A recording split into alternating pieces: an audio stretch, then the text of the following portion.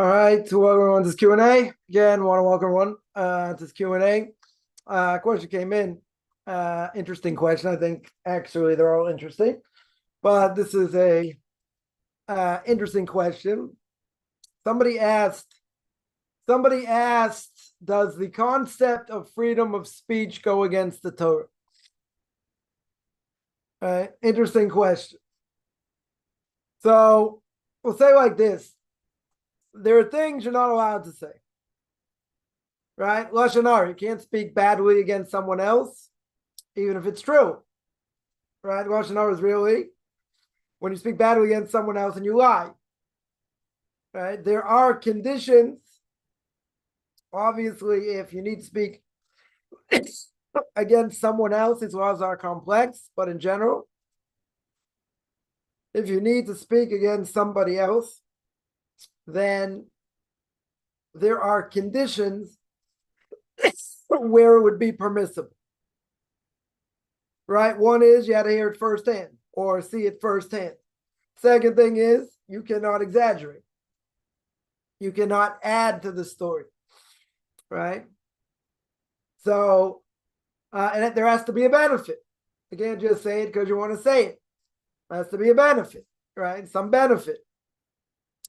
Over here. Now, question on the floor is, does this concept of freedom of speech go against Torah? So freedom of speech in general, right? What does freedom of speech mean? I can say what I want.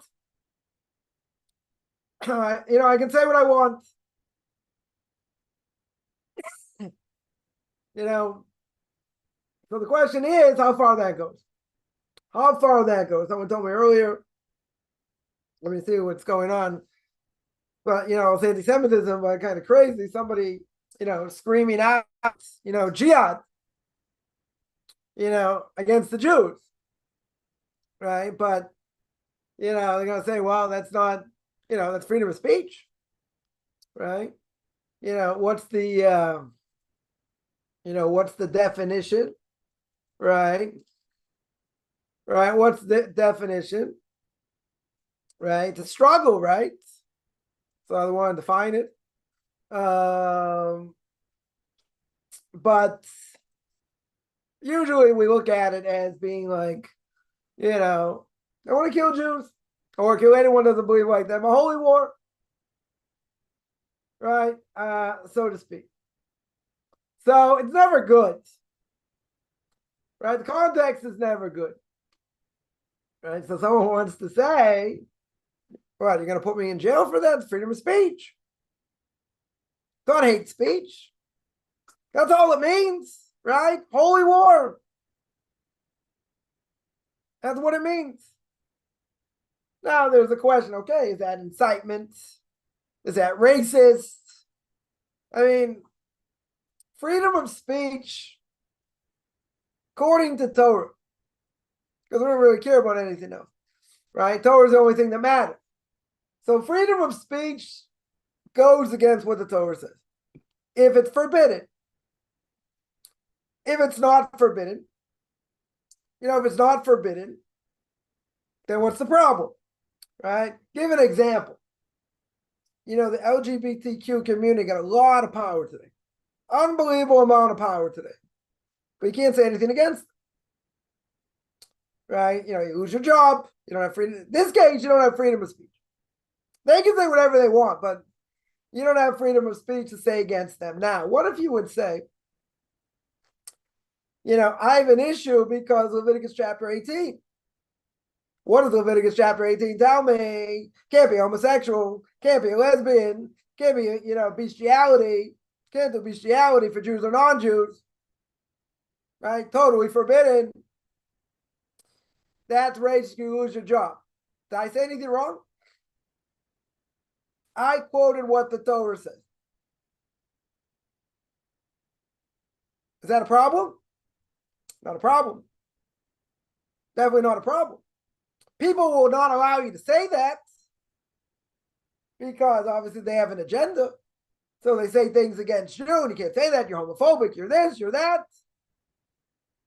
But state mafurish, it says explicitly in the Torah, it's forbidden. Now, what happens? We've got this question before. What happens? You say to somebody, they start blaspheming against the Torah. They start saying God is this. I can't believe you believe in that. And this thing is stupid. All heresy.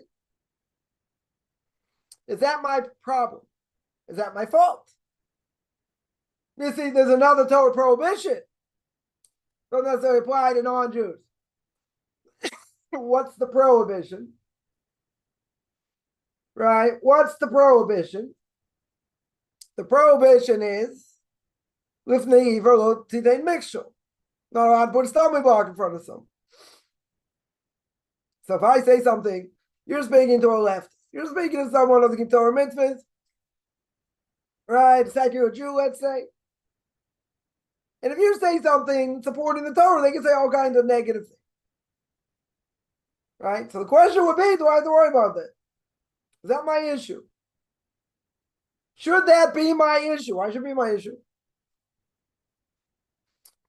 They're going to say the Torah is anti-pork, right? Torah is anti-shrimp. Torah hates non-Jews. Torah goes against a lot of things. True. Do I have to worry if I stick up for the Torah and someone's going to blaspheme against it? I have to worry about that? I don't have to worry about it. That's not putting a stumbling block. You know what they're going to say. You do, you don't. They have free choice. Not going to say every time I stick up for the Torah, people are going to say things against it. Right? It's not a guarantee for sure. I mean, it depends the way I say it. People might get offended easily, but in general, should not make a difference. Should not make a difference. So freedom of speech goes out the window here. Why? Because if it's not against Torah, I can say, what's the problem? If it's not against Torah. But you have to know it's not against Torah. I can't just say whatever I want. People today, what I call have diarrhea of the mouth. They just talk. They don't think about what they say. I've got people lying straight to my face. So no, I never said that. I had someone say something really disgusting, and I quoted it back to them and said, I didn't say that. They denied it on the phone. I said, I'm not senile. I said, these are the words I heard. You're denying you said it? People talk. They don't care what they say. And if they offend you, it's your fault. Right? But there are a lot of people out there who can't say anything. Even if you say this is what the Torah says. Because that's offensive. Well, I don't care it's offensive. I'm not saying to be offensive.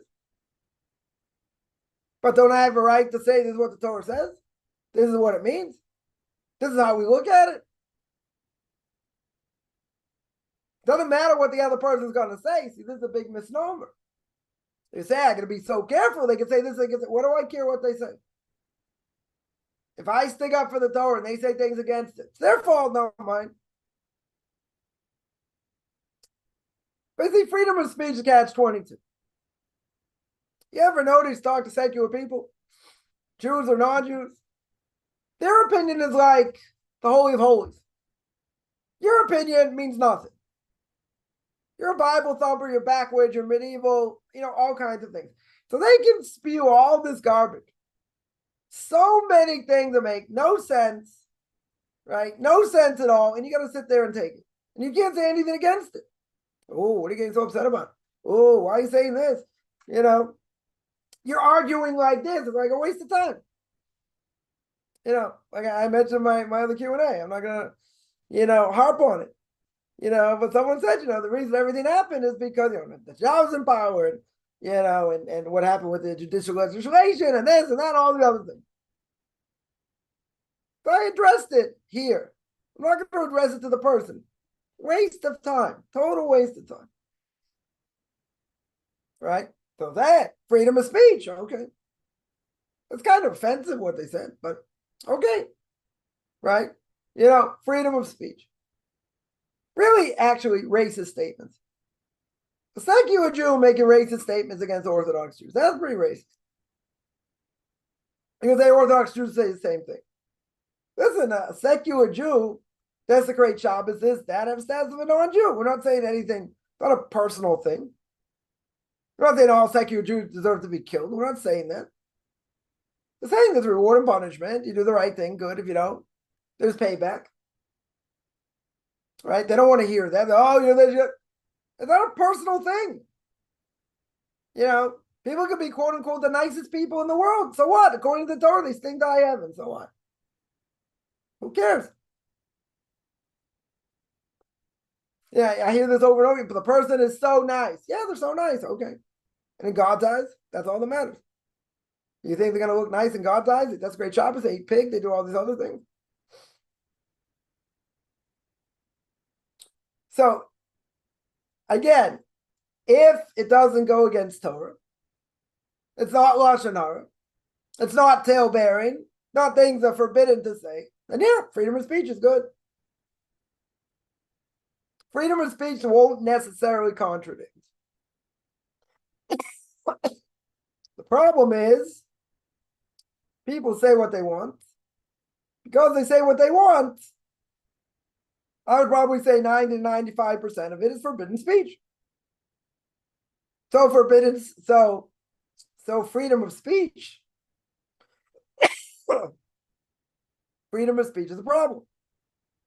It's going to be a major, major problem. It for sure is going to be a problem. Right? Let's analyze. On Yom Kippur, the holiest day of the year, we're beating our chest. I sinned in front of you, God. I did this, I did that, I did the other thing. What are the majority things we beat our chest for? Speech. Speech.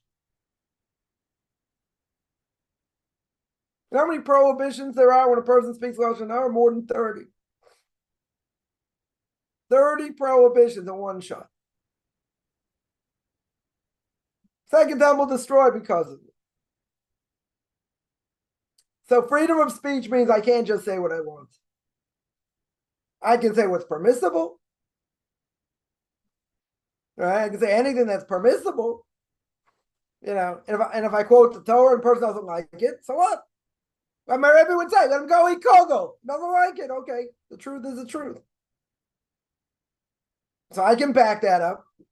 I can say it's not a problem. Oh, this person will be offended.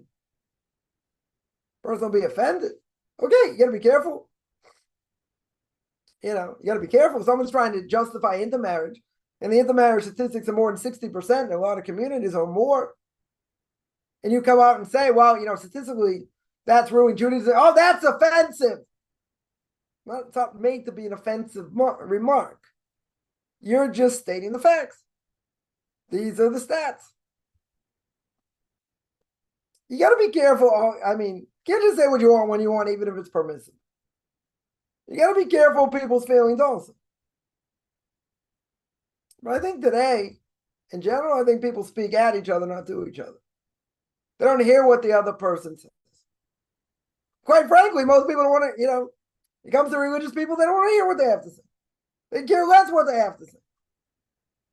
Obviously, they think we're backwards and other things, and they think they're right. So we also think we're right. Yeah. But you're not going to get in that dialogue.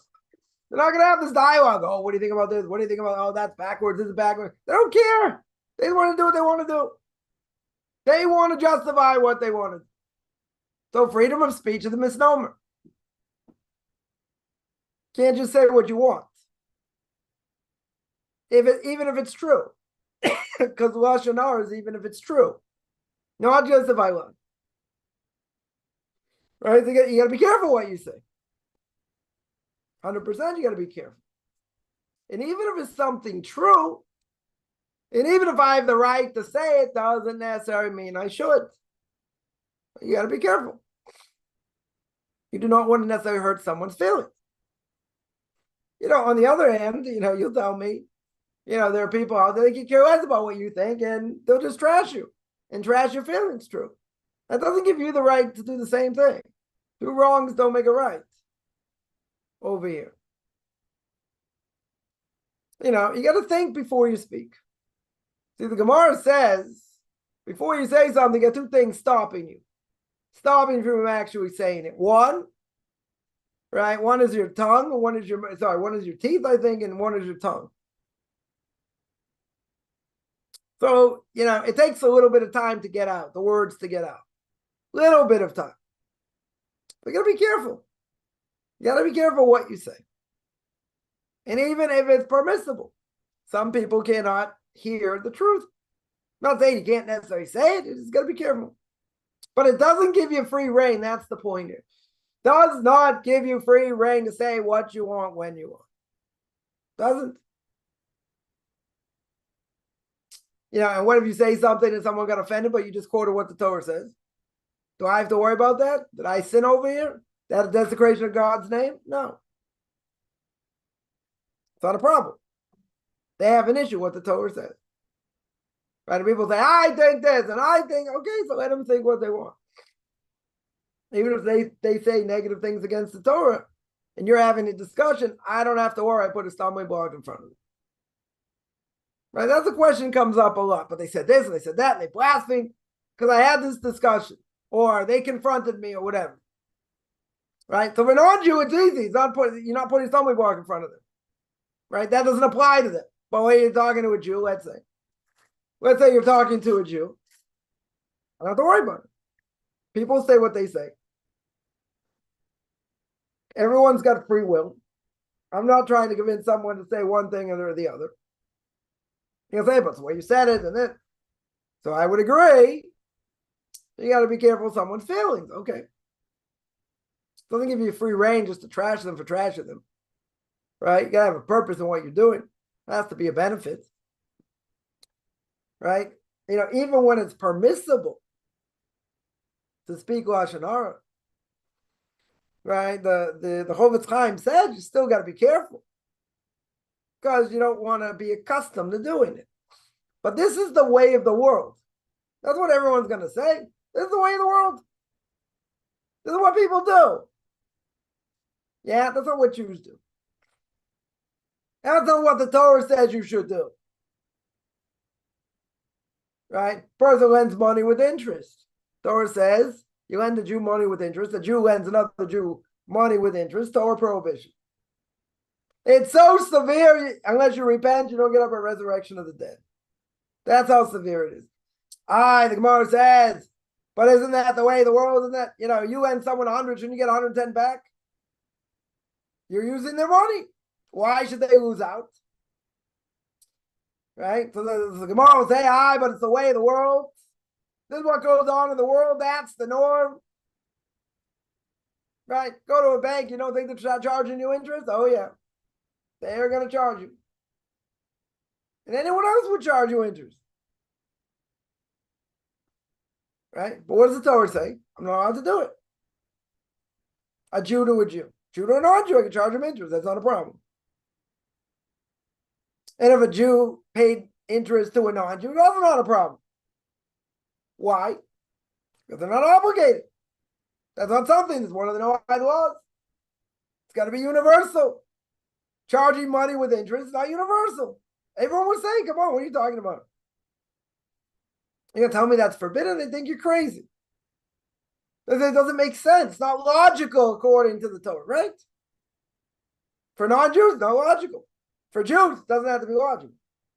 Most of the Torah is not logical. I still have to keep it. Right? So over here, freedom of speech is limited. It's limited because the Jews are not allowed to speak Lashon Hara. In many, many cases, where it's forbidden. So I can't just say what I want. Trust me, I'd love to say a million things. Got to hold your tongue. You got to be on such a level, you shouldn't even think it. It's a different level. That's a different level. Wouldn't it be so good just tell someone off, just put them in their place? Yeah. Who wouldn't want to do that? Person aggravating them, is saying all kinds of, beyond pathetic things. You want to put them in their place. Why is that a problem? Because you're not allowed to. You're not allowed to denigrate them, not allowed to embarrass them in public. Embarrassing someone in public is akin to murder. Because they turn white, then they turn red. So Rabbeinu Yonah says in Shari Tshuva that if a person embarrasses someone, you lose your portion of the world to come. Why? Because it's akin to murder. But there's already difference of opinion among the early commentators. Whether if you actually murder someone, do you lose your portion of the world to come or not? Rabbeinu Yonah says, this is like murder. That's what the Gemara says. It's like murder. It's not murder itself. Someone will tell me that, if you've been embarrassed in public, it feels like someone just like totally murdered you. Okay. Is it the same thing as losing your life in that sense? No, not the same thing. Similar, but it's not the same thing. But Rabbeinu Yonah says, even so, person who does that loses a portion of the world to come. Mind-boggling idea. Murder itself, we wouldn't necessarily say that. Difference of opinion. But the fact it's not real murder, when tell me lose your portion of the world to come, big chiddush. Very, very big novelty. So here you got to be careful, right? That's the point. Freedom of speech is not unbridled. It doesn't give me the right to say whatever I want, when I want.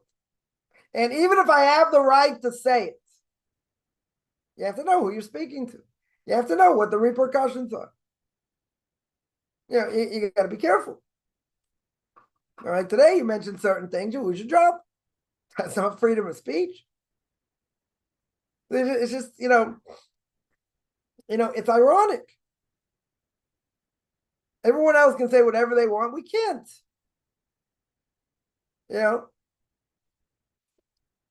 very hard. Because a lot of things we like to answer and say, but a number of times you can't. Either because it's forbidden or whatever. Right? But you'll notice this. You deal with family, you deal with friends. A person becomes religious. Conversations are very different. Very, very different.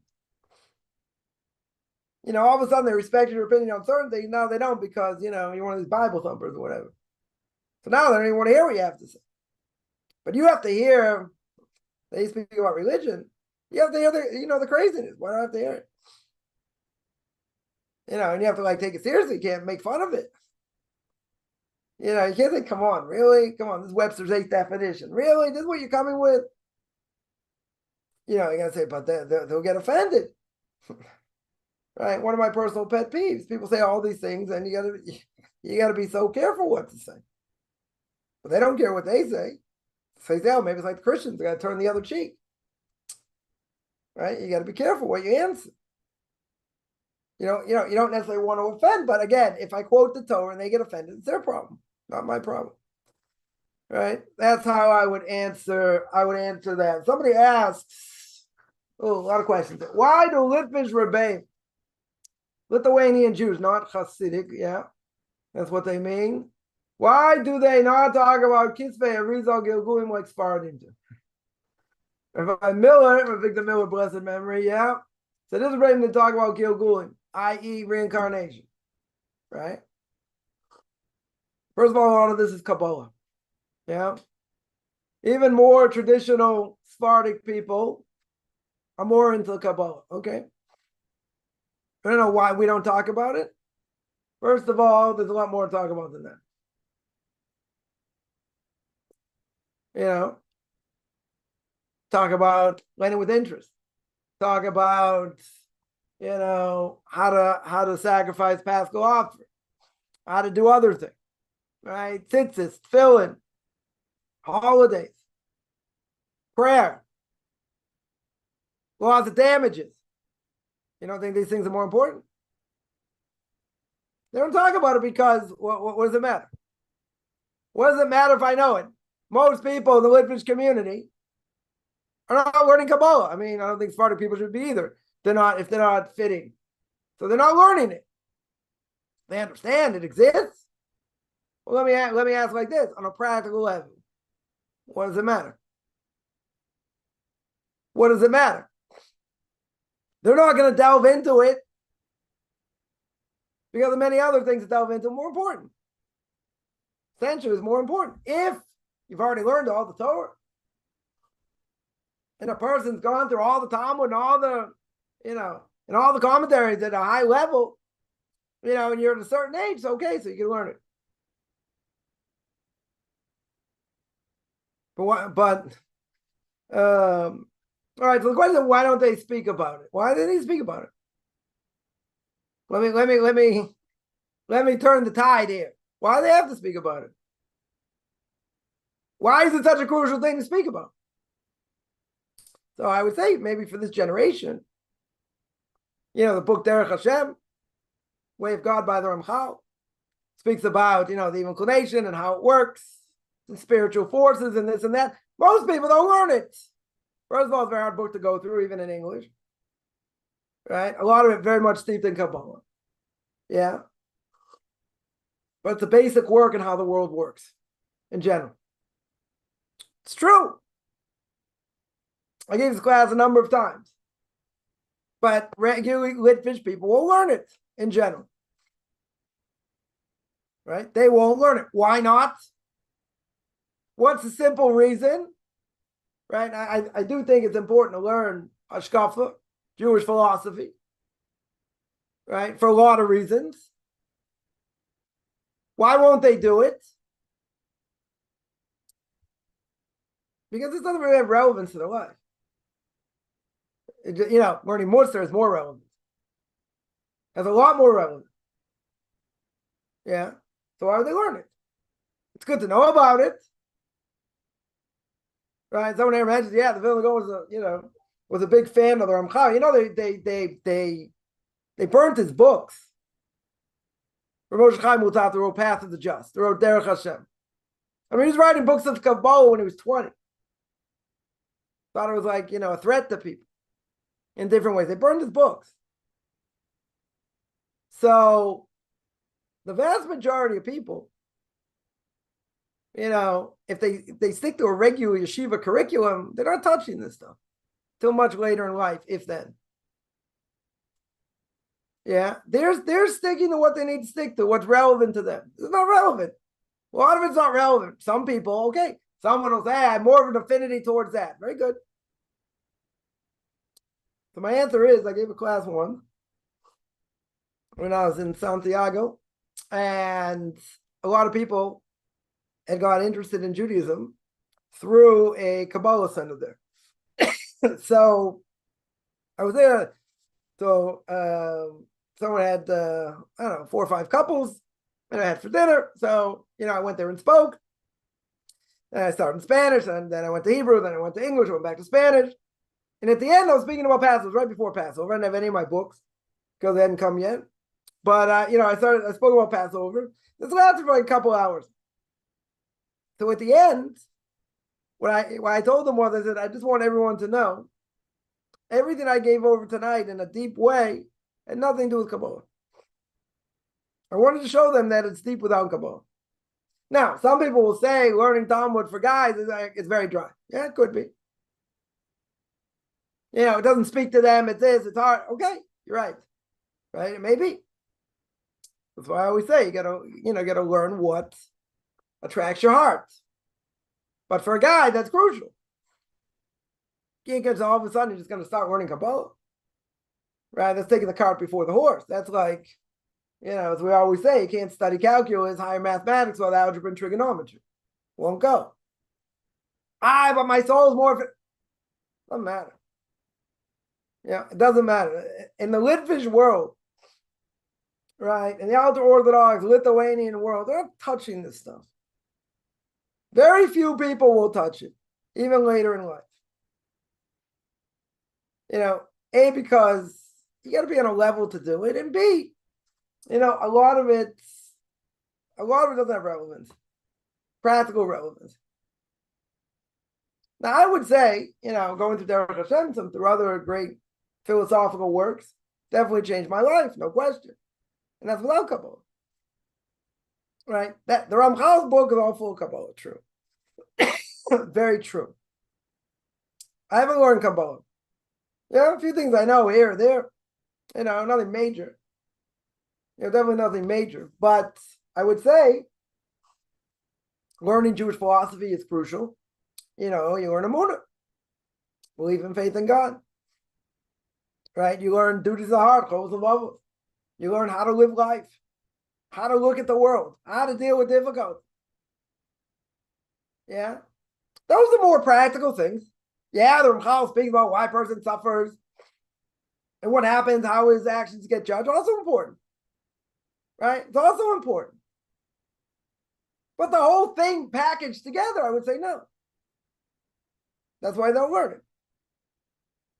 Could be later in life, some people will. Okay. You got to be very careful. This stuff is like playing with fire. You got to be ready. And if you're not ready, it could kill you, literally. Literally. So that's why they don't touch it. But a lot of the curriculum and the learning, halakha and this and that, is not so exciting. They're going to make it exciting. It's not an easy thing to learn. I had people tell me, years ago, it's so easy for you to, to sit and learn all day. I said, you wouldn't last 3 hours. You would not last 3 hours. It takes a toll. It takes a toll on your brain capacity. It's hard. It's very, very hard. So that's what I'd say to that. Where does the Torah specifically, such as sreif or skew? It doesn't. The Torah alludes to it.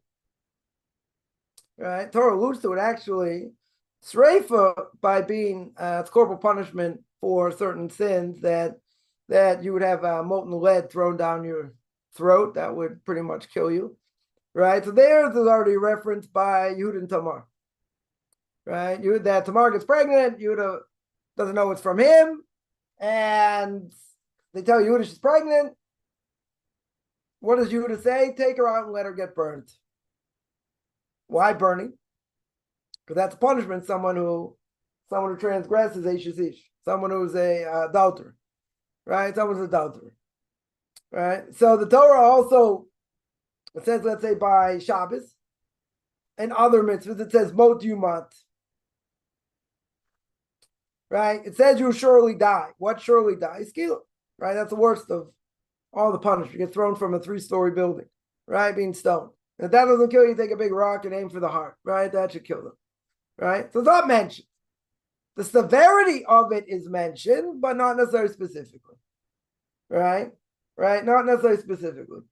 So, and not only that, you're right. It can't be implemented. We don't have a Sanhedrin. But the Mishnah at the end of the first chapter, Marcus says that if the Sanhedrin, the Jewish Supreme Court, killed somebody once in 7 years or once in 70 years, it was considered a bloody court. They never want to kill anyone. They find all kinds of ways not to kill them.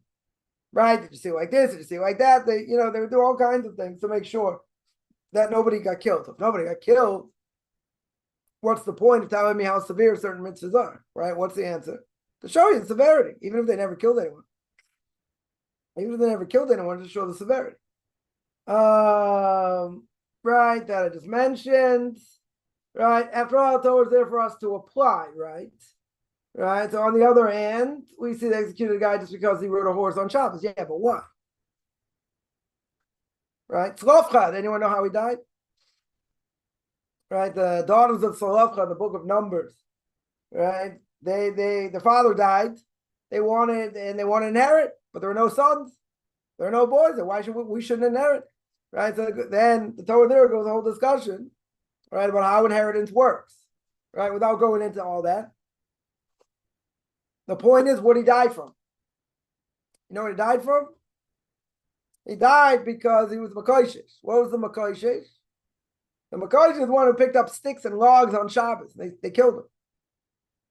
It was like what we call in the Ve'er Lishma. He sinned for the sake of heaven. Why? Because they're only going to keep Shabbos and go into the land, but he wanted to show the severity even in the desert. Question how he's allowed to do this, but okay. He ended up doing it, and they killed him for that. So now you're going to ask me. But so we're going to kill him riding a horse on Shabbos. Why? Because that time, there are certain times where there are going to be decrees for the sake of that time. Give an example. If it's a time of Shmad, Shmad means like living in Russia, right? Former Soviet Union, they would do anything for you not to keep mitzvahs, right? Punish you, kill you, not to keep mitzvahs, right? So now, what if, they commanded just for you to go against your religion to wear certain shoelaces, and you wore other shoelaces? Yeah, on that you give up your life also. You're gonna say, but it's not one of the big three. It's not murder. It's not idolatry, right? It's not it's not immorality, right? That you have to give up your life as a Jew anytime, any place, right? If someone said bow down to this guy in a stick, right? To reference JC or a short little fat guy, Mr. Buddha himself, they say bow down to fatso. They probably won't call him fatso, but we'll make fun of idolatry. Bow down to fatso or die. He's got to die. Anytime, any place does not apply to a non-Jew. Sanctification of God's name only applies to a Jew, right? So there were times they made decrees because that generation needed that decree, because they didn't want them to go further against certain things or whatever it was. So now you can ask, just because he rode a horse. Yeah, but that generation needed it. That generation needed to be strengthened, and that's why they did it. Or it could be other reasons, but that could be why. Right? Why we have a hypothetical situation, Ben Sura Moira. Ben Sura Moira, wayward son. Right? So you had 6 months to kill him if he ate, a quarter pounder of beef or he drank some wine. What's he going to end up doing? He's going to end up stealing from his parents. The Gemara goes into great detail.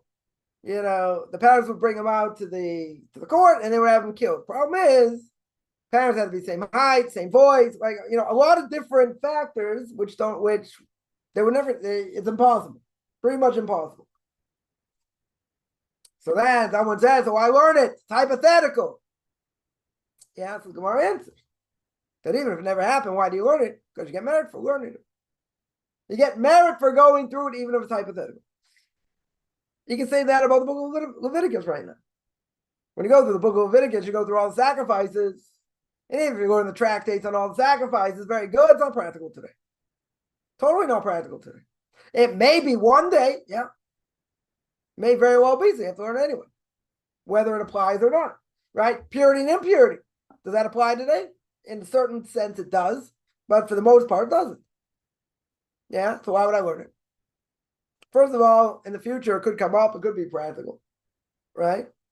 It could very well be practical. It's not hypothetical. But even if something is totally hypothetical, there's what to learn from. There's what to gain from. God just doesn't put it in there and say, well, it never happened and that's it. So I'll give you another example. What about Job? Some say Job didn't live, didn't exist. He didn't exist, according to one opinion. So if he didn't exist, what do I have this whole book for? What's the whole point? Talking about suffering. That's the classic book on suffering and how suffering works. So, isn't there a lot to gain by the book of Job, even if he never existed?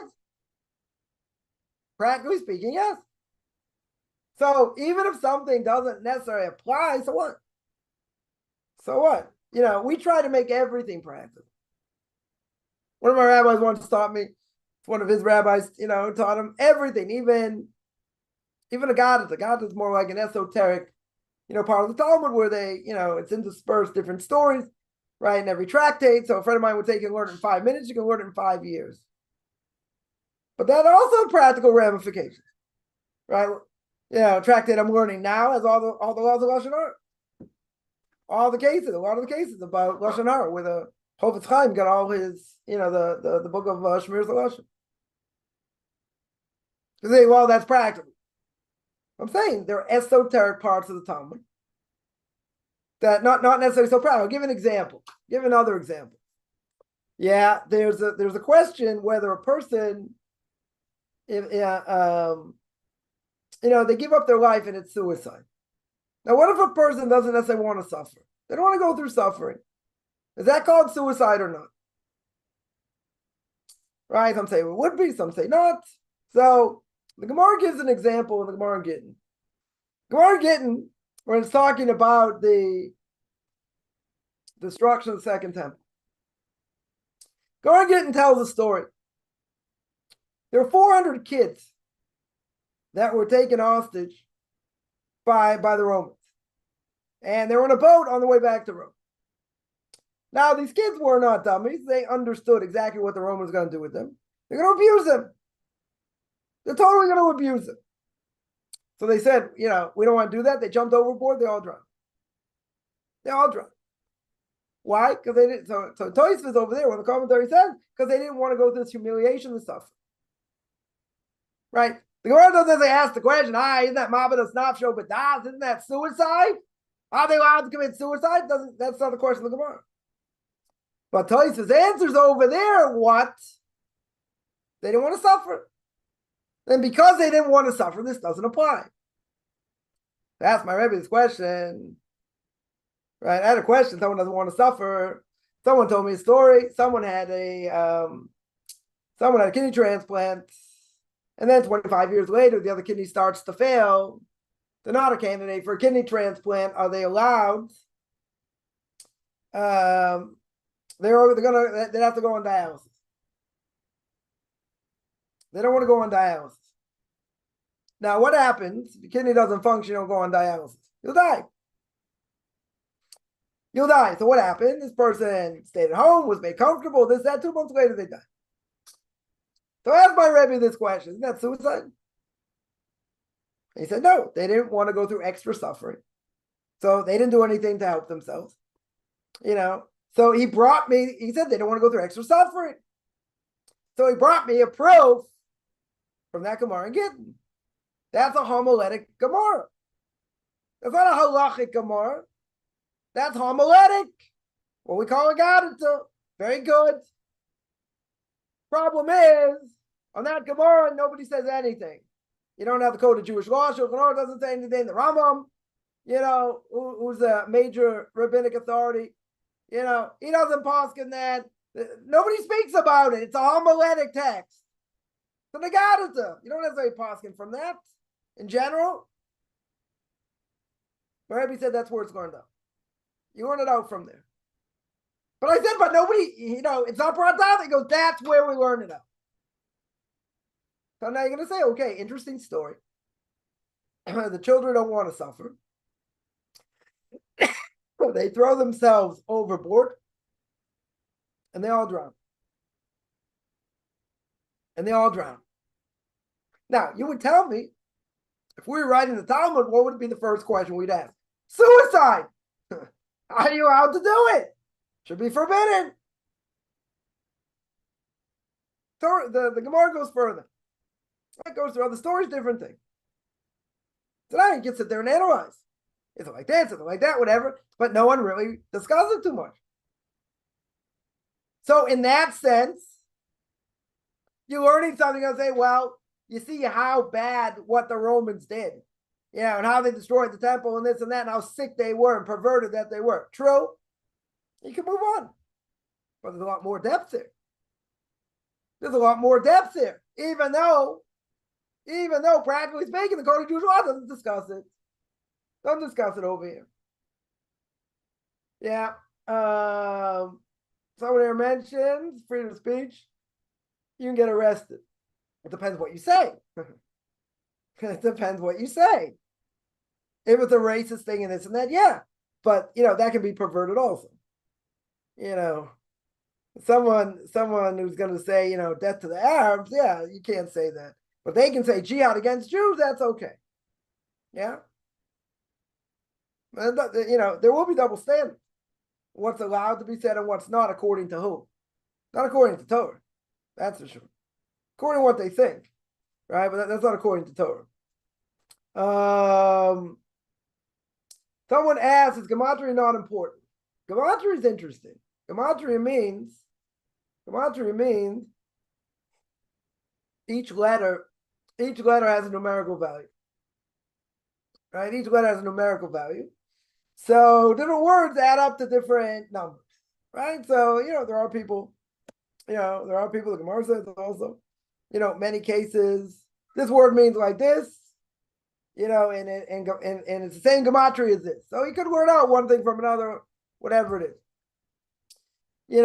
How important is it? I'll tell you what's interesting. Is it something that we're going to say it's definitive when it comes to Jewish law? No. I would say it's an interesting conversation piece. Regarding Jewish law, usually nothing to do with it. So true midrash, or if you're yeshiva, you call it medrash, right? We never paskin according to a medrash, right? In general.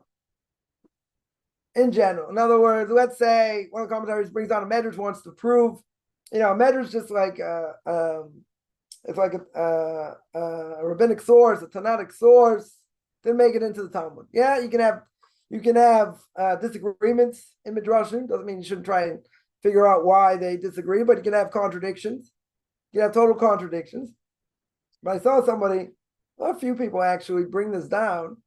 And I mean, it's known, if you know how to learn, you understand this concept. And that is, when you see a medrash, we're not using that medrash to prove Jewish law. In other words, I'm not wearing tefillin based on this medrash. Or I'm not doing this mitzvah based on the medrash. Now, it might help. It might strengthen the custom of what we do, right? But we're not looking at it as a definitive proof of Jewish law, right? So I saw a few people bring down that basically you're a moron and you're an absolute idiot if you're going to say that medrash is definitive.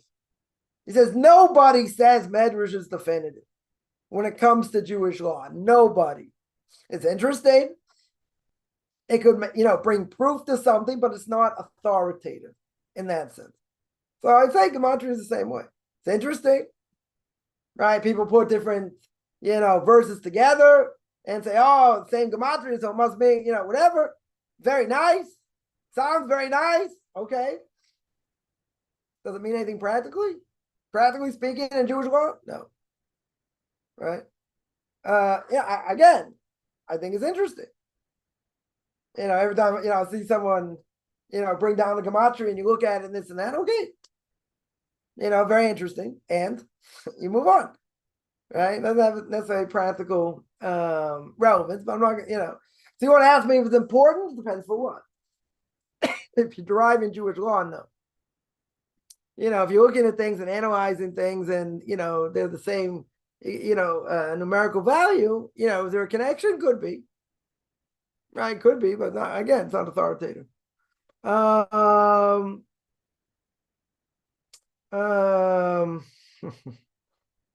Yeah, I would say, one second. Why don't we add Yamach Shemoy after Asap's name? Interesting question. Yamach Shemoy means, may his name be rot, may his name be blotted out. I don't have a good answer. I would say, though, that that as bad as Asaph was, right, and everyone will say that, what he did in his life was horrific and, all kinds of transgressions.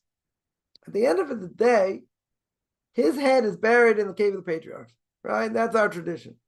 His head is buried there. He and Yaakov died on the same day. And basically, his head got cut off, went into the cave of the patriarch. Right, landed on Yaakov, I think. They say the Medrash says that he smiled after it happened, even though he's dead. And his head is buried in the cave of the patriarch. So basically, his whole body, went astray because of his heart. His heart took him astray, but at the same time, they say his head was 1,000 times greater than Yaakov. Right? You can't necessarily take that literally. Right? But, when they were growing up, you couldn't tell the difference between the two. Right? So essentially, we can say the same thing about Yishmael. Why don't we say Yimach Shemo v'Zichro, by Yishmael, but he did tshuva. You're going to say, well, Asaph didn't do tshuva. Asaph didn't necessarily repent. Yeah, but, I don't know, maybe we give him the benefit of the doubt. We don't say it. We don't say it, against him. Against him like that. I mean, it wasn't, whatever, he was taken over by desire. 100%. He was taken over, he was taken over by desire. Other people were like just crazy, madmen and like murdered people left and right. Okay, he also did to a point, but, I wouldn't say necessarily, as bad, but we do say for sure, we don't have nothing to do with Esav and, and Esav tries, the Beis Halevi brings down when there's a confrontation between Esav and Yaakov. Esav, tries to get Yaakov to come to him, to his side, meaning he wants to try and get him out of this world so he can get him out of the next world. And Yaakov says, "You go your way, I'm going my way," right? And they have nothing to do with each other. So yeah, it's a good question. It's a good question why we wouldn't say it against him. I mean, it doesn't matter if his desires took him or not, right? He's still a pretty bad individual. Yeah, someone asks about my classes. Okay. Get all the books where you start studying everything. Everything all at once. Yeah, I would say, you want to concentrate on the laws of Shabbos, right? Laws of Shabbos definitely good to get a good basin, right? That was one of the books I recommended, Rabbi Ribbiat's book, even though it could definitely be, you could hurt someone with it. There are 3-4 volumes. So that's good to go through on a regular basis to get, understand the laws of Shabbos.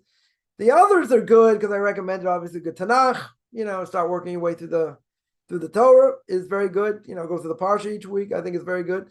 Find time to do that. Listen, the Ramchal Path of the Just, a classic book in Jewish ethics. You find some time to go through that, also. Little by little. And The Way of God also is one of the books I recommended. Also again, why God created the world, what's the purpose of man, reincarnation, right, and all that. If you want, I give you, ask me about my course I did on that. So that I gave 33 classes, 66 hours on that. But it's good to study a lot of things, not just study one thing. I would say the laws of Shabbos you got to get down. So maybe you want to spend more time. If you have a certain amount of time to study, that's probably the one to concentrate on. But during the week, you should go through the Torah portion of the week, and know what happened and, whatever. Try and go a little bit deeper, what's going on. Just get the concepts down, in the mitzvahs that are given. Book of Genesis, you don't have to worry about that because only a few. But even just getting the storylines down, and what's going on. Someone asked me a question the other day. I didn't necessarily give a good answer, but I mean, there were other aspects of the question. I'll just throw this out there. Someone had asked that, Bavi Melech, Avram lied and said, she's my sister. Right? So, anyway, God comes to him in a dream, tells him, don't touch her, she's married, blah, blah, blah. So, this whole question, first of all, even if Avimelech would have done something, when Sarah had to give up her life. Right? It's Harigo Yavor. That's immorality, one of the big three. She would have to give up her life. Right? But she wasn't Jewish yet. Even if Avram kept the entire Torah, she wasn't really Jewish yet. So does that apply? Right? So Rebbe has a whole discussion in this, which I mentioned. But that wasn't the question.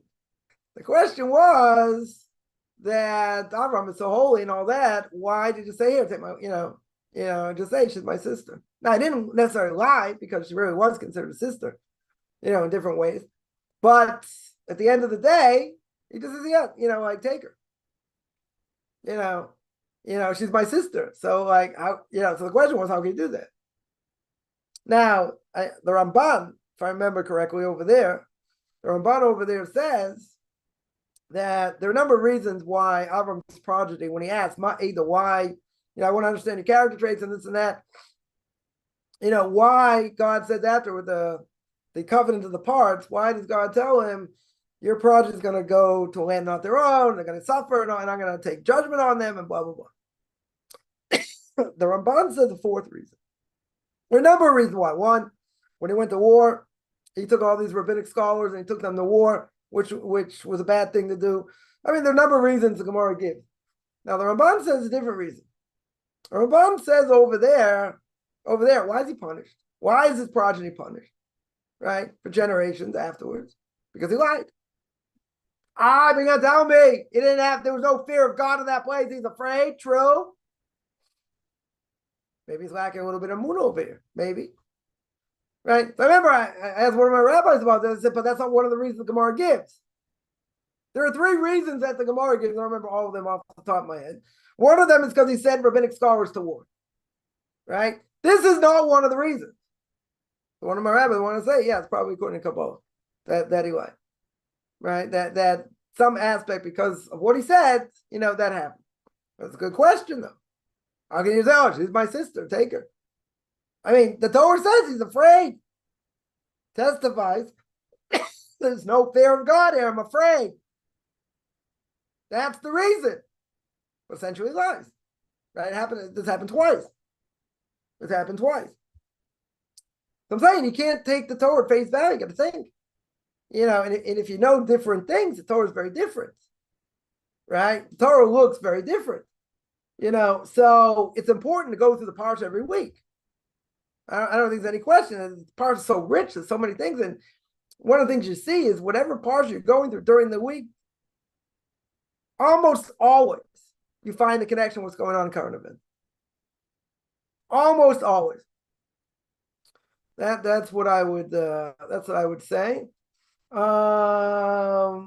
Everyone's government parts about Esav, Cain, and Korah. Turns out not so. Plus, judge them harshly. Yeah, there are a lot of other things going on, right? You have to see what's a lot behind the scenes.